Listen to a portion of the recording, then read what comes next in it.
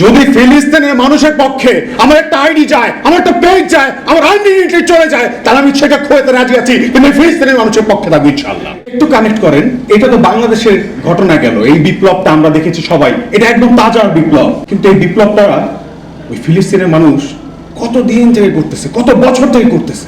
তারাও গুলি খাচ্ছে, তাদের মা বোন ধর্ষিত হচ্ছে, তারা শহীদ হচ্ছে, আমরা তো শহীদ হচ্ছি, আমাদের ভাইও শহীদ হচ্ছে, আমরা স্বজন হারাচ্ছি। পোশাক ব্যবসায়ী চায় যে ফ্যাশন শো চলুক, ডাব ব্যবসায়ী চায় যে হাসপাতালে বেশি রোগী আসুক, অস্ত্র ব্যবসায়ী চায় যুদ্ধ চলুক। অস্ত্র ব্যবসা করতেছে কারা? যুক্তরাষ্ট্র চাইলে কিন্তু পারে এই যে আজকে ফিলিস্তিনি মানুষের উপরে যে নির্মমতা চলতেছে, এটা থামাইতে পারে তারা, কিন্তু তাদের তো অস্ত্র ব্যবসা বন্ধ হয়ে যায়। এখন আমাদের সবচেয়ে ভয়ের বিষয় কোনটা জানেন?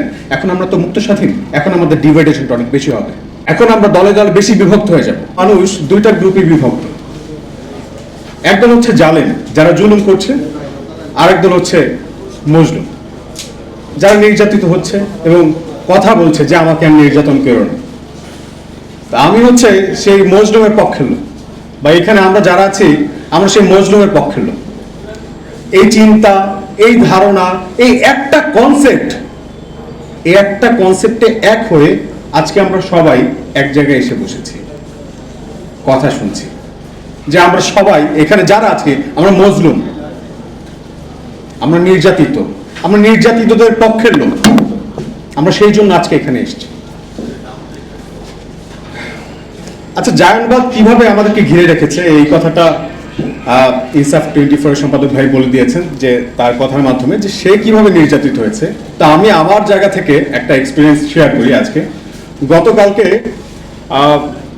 ভাইরা আমার কাছে মানে একটা কুফিয়া পাঠিয়েছিলেন উপহার হিসেবে, যে এখানে যাতে অনুষ্ঠানে আমি আসি, ইনভাইটেশন আমাকে পাঠিয়েছেন গত পরশুদিন, এবং আমি খুব আনন্দিত হয়ে কুফিয়াটা নিয়ে যখন আমি প্যাকেটটা দেখলাম, প্যাকেটটা দেখে হচ্ছে গিয়ে আমি ফেসবুকে একটা পোস্ট দিলাম যে আমাকে ইন্তিফাদা ফাউন্ডেশন থেকে একটা গিফট পাঠিয়েছে, এবং তাদের এই আয়োজনকে আমি সাধুবাদ জানাই, উদ্যোগকে সাধুবাদ জানাই, এবং আমি আশা রাখি ফিলিস্তিন মুক্তি পাক।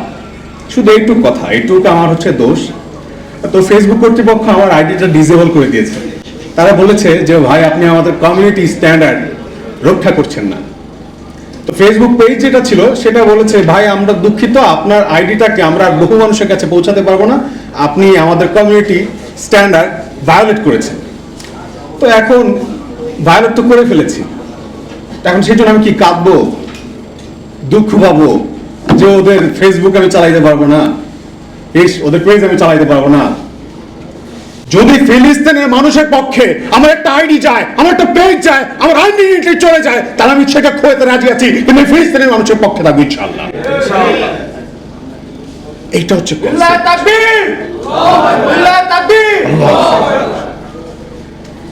এটা হচ্ছে জাজবা। হচ্ছে ভাই বললেন না মাসুদ ভাই, তামান্না, শাহাদাত কি তামান্না, জাজবা,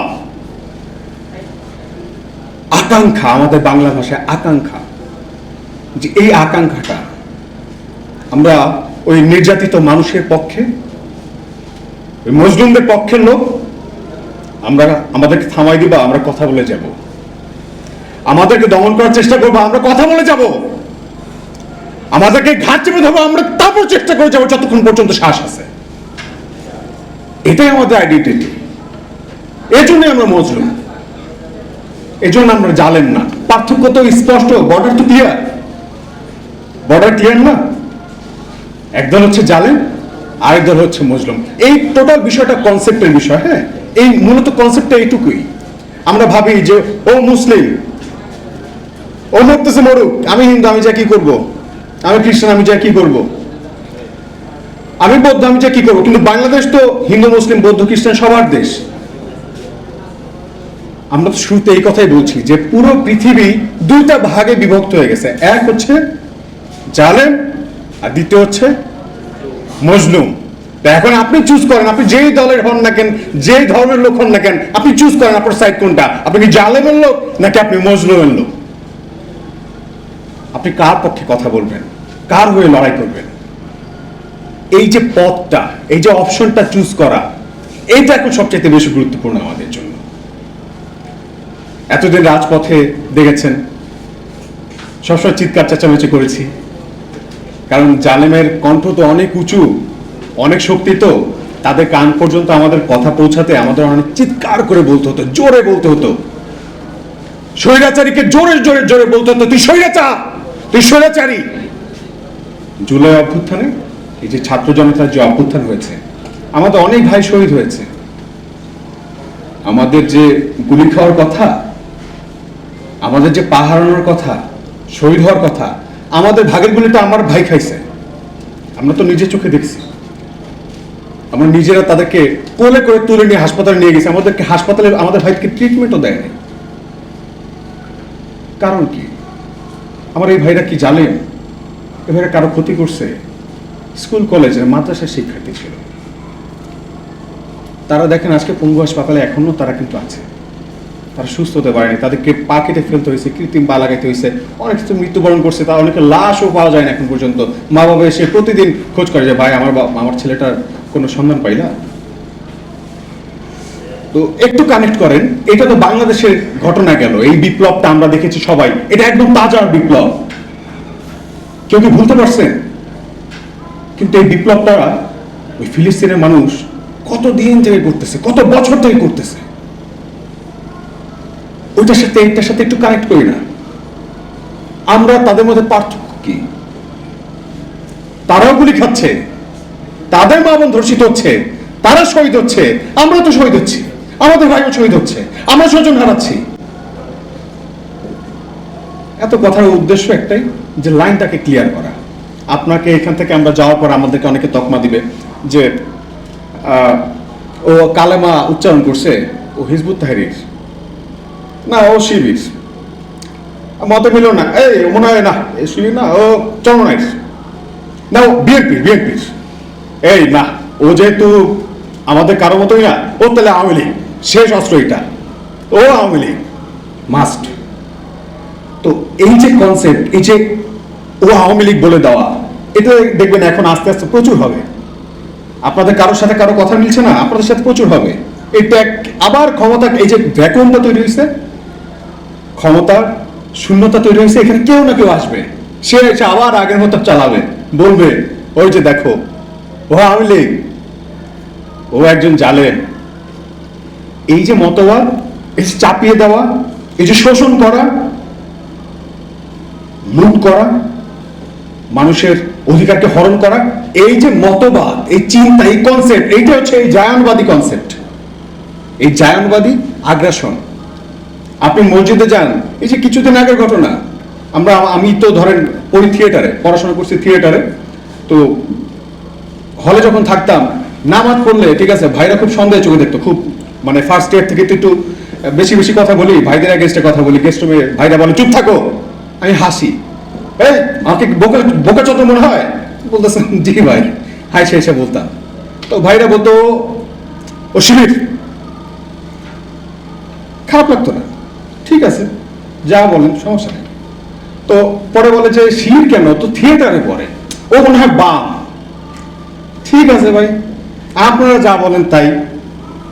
তো এই যে ট্যাগিং, আমার নামাজ পড়তে দেখলে সে আমার বলতো শিবির, আমার মাথায় টুপি দেখলে সে আমারে বলতো আমি জঙ্গি, আমাকে পাঞ্জাবি দেখলে তারা আমারে বলতো নিশ্চয়ই নিষিদ্ধ সংগঠনের লোক। কারণ তারা দেখতে পারে না পাঞ্জাবি পরা কোনো মানুষ, টুপি পরা কোনো মানুষ নামাজ পড়তেছে, কোনো মানুষ উচ্চ স্বরে কথা বলতেছে যে এটা জুলুম। এই কথাগুলো যারা বলে তারা তো এই যে মজলুম, আমাদের মতন মজলুম। তো জায়নবাদী কারা বুঝতে পারছেন? কারা এতদিন বাংলাদেশে এই জায়নবাদ প্রতিষ্ঠা করেছে খুবই স্ট্রংলি, খুব বোল্ডলি। কেউ ওই যে ভাই মাসুদ ভাই বলে গেল, বাইতুল মুকাররমে মানুষ যাইতে পারতো না নামাজ পড়তে। সেই জায়নবাদ একটা ব্যক্তি, একটা পার্সন শুধু এখান থেকে চলে গেছে, আমরা তাকে শ্রদ্ধার সাথে স্মরণ তো করতে পারি না, হাসতে হাসতে স্মরণ করি, স্বজন হারানোর বেদনা আমার চাইতে কেই বা ভালো বোঝে। আমরা খুব খুব মানে তাকে নিয়ে সার্কাজম করি। এই কথাটা যখন বলছে আমরা খুব হাসি পাইছে। এই হচ্ছে ফ্যাসিস্ট, জায়নবাদী মানুষ, জায়নবাদীদের এজেন্ট। শেখ হাসিনা চলে গেছে, কিন্তু শেখ হাসিনার রুট কিন্তু এই বাংলাদেশ থেকে চলে যায় না। শেখ হাসিনা যাদের শক্তিতে এই যে পেগাসাসের কথা বলছে, ভাইরা বলছে পেগাসাস, প্যাপস, যে সকল অস্ত্রশস্ত্রের কথা বলছে, যেসব ট্রেনিং এর কথা বলছে, জায়নবাদী ট্রেনিং এর কথা বলছে, এগুলো কোথা থেকে আসতেছে? ওই ইসরায়েল থেকে তো আসতেছে। তাদেরকে কারা সাপোর্ট করতেছে? ইসরায়েল থেকে তো সাপোর্ট করতেছে। এতদিন এটা উন্মুক্তভাবে বলা যায়নি, এখন সবাই বলতেছে, এক হয়ে বলতেছে। কিন্তু এখন আমাদের সবচেয়ে ভয়ের বিষয় কোনটা জানেন?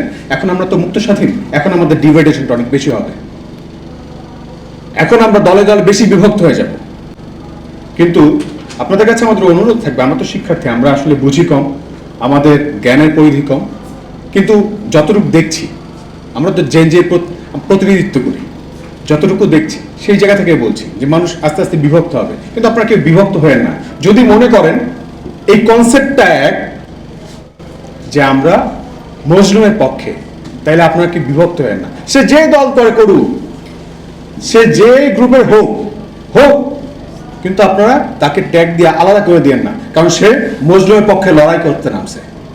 তার একটা পরিচয়, সে যে মজলুমের পক্ষের লোক। এইটুকু আপনাদের কাছে আমরা রিকোয়েস্ট রাখবো যে প্রতিনিধি হিসেবে।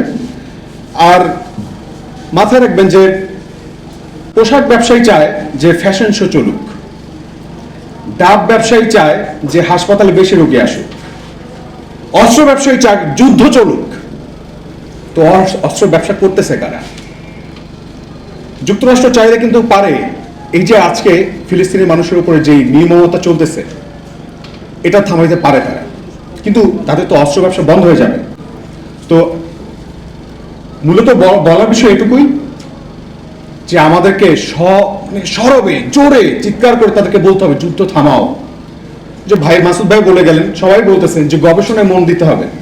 তারা আমাদেরকে কোরআনকে স্টাডি করে, কোরআনকে গবেষণা করে তারা হচ্ছে কি আমাদেরকে কিভাবে মারবে, কিভাবে দমন করবে সেটার পরিকল্পনা করতেছে। আমরা স্টাডি করে আমরা নিজেদেরকে কিভাবে রক্ষা করব, আমাদের পরিবারকে কিভাবে সুরক্ষা দেব, সেটা আমরা করতে পারবো না। আমাদেরকে এখন একটু কৌশলী হইতে হবে, বিকল্প রাস্তা চুজ করতে হবে। আমি বলতেছি কোকা কোলা বয়কট করলাম, নেসলে কোম্পানি বয়কট করলাম, আচ্ছা ফেসবুক বয়কট, তাহলে বিকল্প কি? মানুষ তো বাধ্য এখানে যাবে। আমাদের বিকল্প রাস্তা চুজ করতে হবে, তৈরি করতে হবে, গবেষণা করতে হবে। আমাদের গবেষণা করতে হবে আমাদের সক্ষমতা নিয়ে, ওদের দুর্বলতা নিয়ে। ওরা যেমনটা আমাদেরকে নিয়ে করে। বিজ্ঞান থেকে পিছিয়ে থাকলে চলবে না, জ্ঞান থেকে পিছনে থাকলে চলবে না। আমাদেরকে সামনে আগাইতে হবে, একসাথে সবাই হাতে হাত ধরে আগাইতে হবে। প্রবাদ আছে যে নগর পুরলে দেবালয় এড়ায় না। আজকে যে ফিলিস্তিনে যেটা হচ্ছে, এই প্রভাব কি একদিন সারা বিশ্বে ছড়াবে না? ছড়াবে। ততক্ষণ হয়তো আমাদের সচেতনতা যদি এখন আমরা না দেখাই, আমরা যদি আওয়াজ না তুলি, ততক্ষণে অনেক দেরি হয়ে যাবে।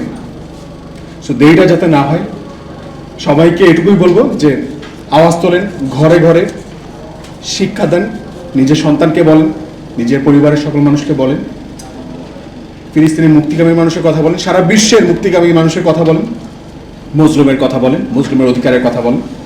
এইটুকু বলেই আমি আমার বক্তব্য শেষ করছি। আমার এক্সপ্রেশন, আমি বক্তব্য দিচ্ছি না, এই কথাগুলো হচ্ছে আমার মনের মধ্যে যা ছিল, যে দুঃখগুলো ছিল সেগুলো আপনাদের সাথে প্রকাশ করেছি। হয়তো এই কথাগুলো আপনাদের নিজেদের মনে হতে পারে, অথবা মনে করতে পারেন যে এই ও বউকে গেল। সো যে যেইভাবে নেন, আপনার মানুষের পক্ষে থাকেন, মজলুমের পক্ষে থাকেন। আসসালামু আলাইকুম। অনেক অনেক ধন্যবাদ আমাদের 24-এর আন্দোলনের রত্নায়ক রনি ভাইকে।